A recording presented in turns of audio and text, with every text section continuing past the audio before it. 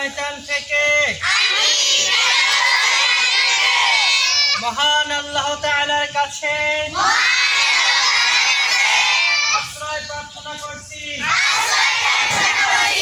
পরম করুণাময় অসীম দয়াময় আল্লাহর নামে শুরু করছি।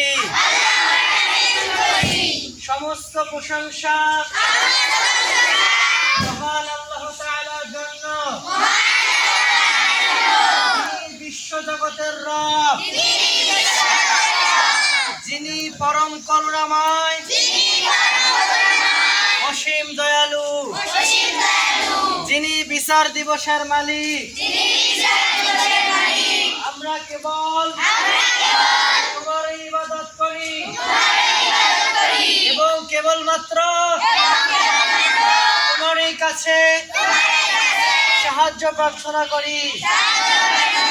আমাদেরকে সরল সঠিক পথ প্রদর্শন করো, সে পথ যাদের প্রতি তোমার অনুগ্রহ বর্ষিত হয়েছে, সে পথ নয় যাদের প্রতি তোমার গজব বর্ষিত হয়েছে।